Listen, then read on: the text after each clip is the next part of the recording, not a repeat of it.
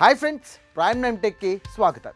ఇక మీరు కొత్త ల్యాప్టాప్ లేదా కంప్యూటర్ కొనడానికి వెళ్తే సేల్స్ పర్సన్ను మొదట అడిగే ప్రశ్న ఏంటి? ఇంటెల్ కావాలా, ఏఎండి కావాలా? కానీ చాలామంది అక్కడే కన్ఫ్యూజ్ అవుతారు. ఇంటెల్ అంటే నమ్మకమా, ఏఎండి అంటే పవర్ఫుల్లా, గేమింగ్కి ఏది బెస్ట్, ఇక వీడియో ఎడిటింగ్కి ఏది మంచిది, బ్యాటరీ బ్యాకప్లో ఎవరికి, ఏఐ యుగంలో ఎవరు ముందున్నారు? మరింత ఆసక్తికరమైన విషయం ఏంటంటే ఈ రెండు కంపెనీల మధ్య పోటీ ఈరోజు మొదలైంది కాదు, దాదాపు 50 ఏళ్ళుగా సాగుతున్న టెక్నాలజీ యుద్ధం ఇది. ఒకప్పుడు ఇంటెల్ ప్రపంచాన్ని ఏకపక్షంగా పాలించింది, కానీ నేడు ఏఎండి వచ్చి ఇంటెల్ సింహాసనానికి సవాల్ విస్తున్నతోంది. అసలు ఈ రెండు కంపెనీల కథ ఏంటి? ఎవరు గెలిచారు, ఎవరు ఓడిపోయారు? ఇప్పుడు కొత్త పీసీ కొనాలంటే ఏది ఎంచుకోవాలి? ఈరోజు మన ప్రైమ్ నైన్ టెక్లో ఇంటెల్ వర్సెస్ ఏఎండి అనే టెక్నాలజీ ప్రపంచంలోని అత్యంత ఆసక్తికరమైన యుద్ధాన్ని పూర్తిగా వివరంగా తెలుసుకుందాం.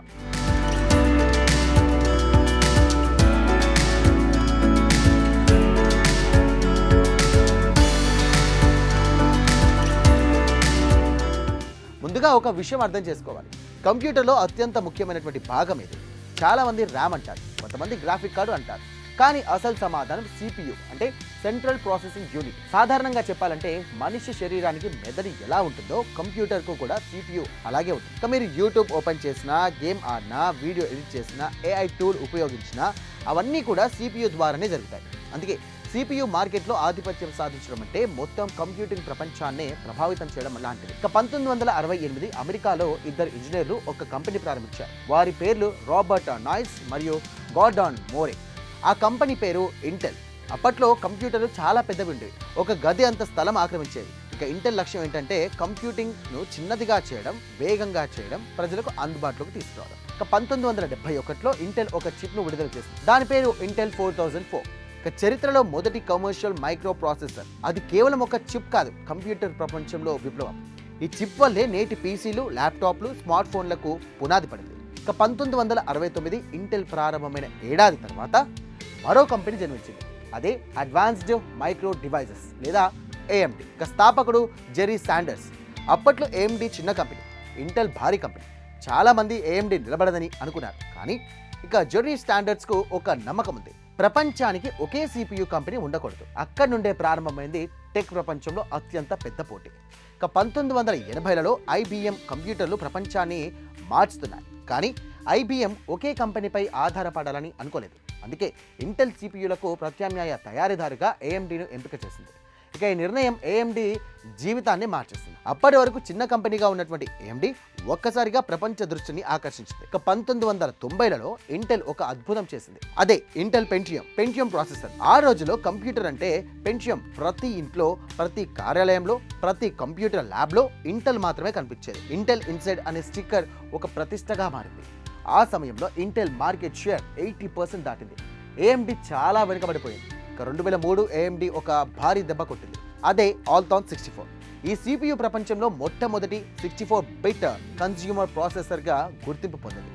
అది ఇంటెల్ను షాక్కు గురిచేసింది. ఇక మొదటిసారి AMD సాంకేతికంగా ఇంటెల్ కంటే ముందుకు వెళ్ళింది.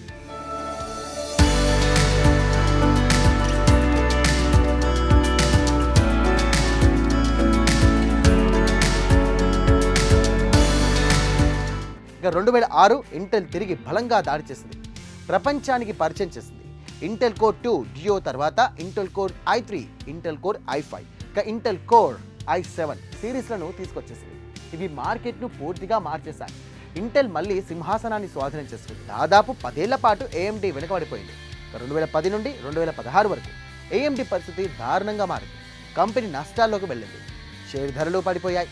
చాలామంది AMD ముగిసిపోయిందని చెప్పేసి అనుకున్నారు. అయితే ఇక్కడే కథలో అసలు ట్విస్ట్ వచ్చేసింది. 2014లో AMD CEOగా బాధ్యతలు స్వీకరించింది లీసా ఎస్యు.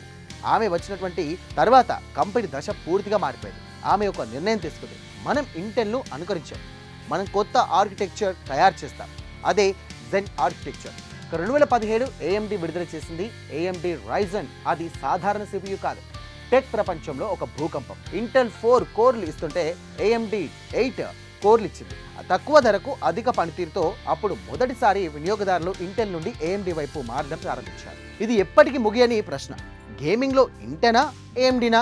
ఒకప్పుడు ఇంటెల్ స్పష్టమైన విజేత, కానీ నేడు పరిస్థితి పూర్తిగా మారిపోయింది.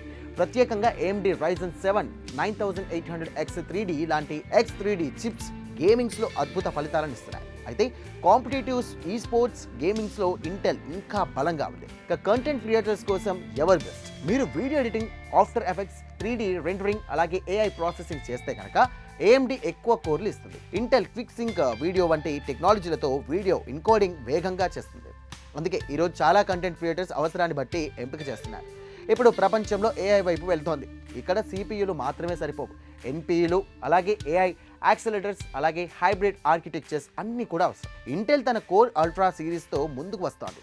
AMD Ryzen AIతో పోటీ ఇస్తోంది. ఇది వచ్చే 10 సంవత్సరాల యుద్ధం. 2026లో ఏది కొనాలి? ఇక budget users AMD Ryzen 5, students ఇక Ryzen 5 లేదా ఇంటెల్ కోర్ i5 ఇక రెండు బాగుంటాయి.